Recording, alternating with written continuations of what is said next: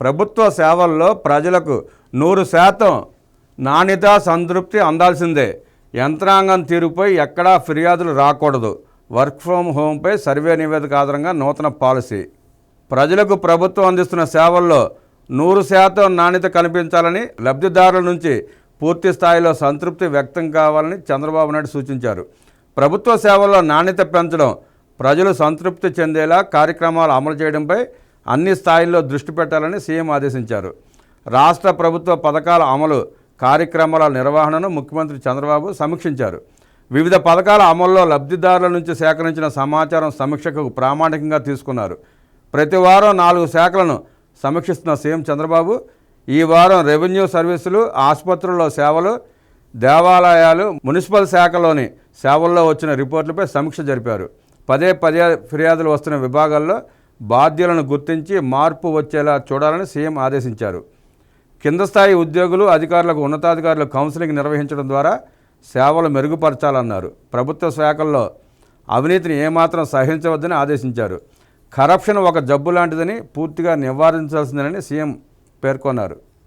చెత్త సేకరణ, అదేవిధంగా మున్సిపల్ సేవలపైన అభిప్రాయాలు సేకరించారు. మీ పరిసర ప్రాంతాల్లో చెత్త కుప్పలను 24 గంటల్లో తొలగిస్తున్నారా అనే అంశాలపై 67% అవునన్న అభిప్రాయాలు వ్యక్తమయ్యాయి. పలు ప్రాంతాల్లో సిబ్బంది కొరత కారణంగా ఇబ్బందులు ఉన్నాయని, వాటిని పరిష్కరిస్తున్నామని ముఖ్యమంత్రికి అధికారులు వివరణ ఇచ్చారు.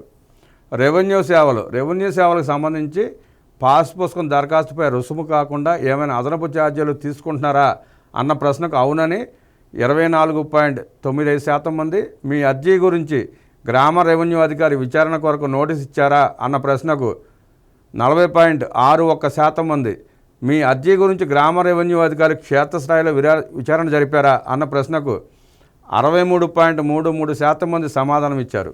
దేవాలయాల్లో దర్శనం, వసతులు, పరిశుభ్రత వంటి వివిధ అంశాలపై భక్తుల అభిప్రాయాలను ప్రభుత్వం తీసుకుంది.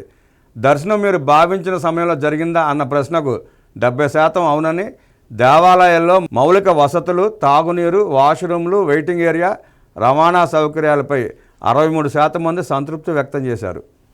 ప్రసాదం తాజాగా, రుచిగా ఉందా అన్న ప్రశ్నకు 81% మంది అవునని సమాధానం ఇచ్చారు. ముఖ్యమంత్రి మాట్లాడుతూ దేవాలయాల్లో భక్తుల పట్ల మర్యాదగా, సౌమ్యంగా వ్యవహరించాలని సిబ్బందికి సూచించారు.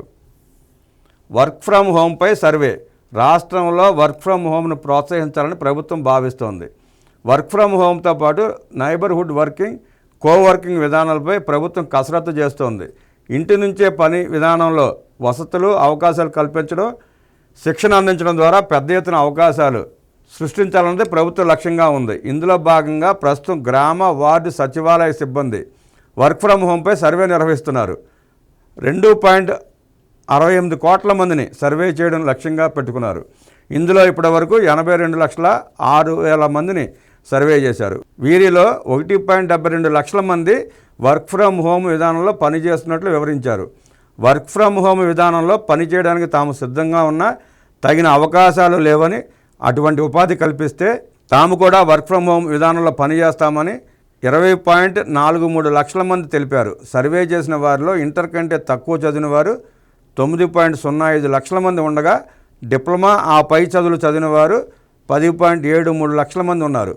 ఆయా గ్రామాల్లో వర్క్ ఫ్రం హోమ్ సెంటర్లు, పని స్టేషన్ సెంటర్ల ఏర్పాటుకున్న భవనాలపైన సర్వే నిర్వహిస్తున్నారు.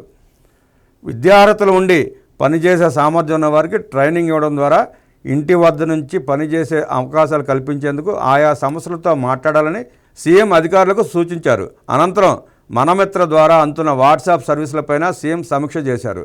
ప్రస్తుతం 200 రకాల సేవలను వాట్సాప్ ద్వారా అందుతున్నాయని అధికారులు వివరించారు. డిజిటల్ లిటరసీ ట్రైనింగ్ జరగాలని, అన్ని సేవలు ఆన్లైన్లోనే ఇస్తున్నారనే సమాచారం ప్రజలకు చేరాలని సీఎం అన్నారు. తద్వారా ప్రభుత్వ కార్యాలయాల చుట్టూ తిరిగే పని, అవినీతిని నివారించవచ్చని సీఎం అన్నారు. డ్రోన్ సేవలను విస్తృతంగా ఉపయోగించుకునే విధానంపైన అధికారులు దృష్టి పెట్టాలని సీఎం సూచించారు.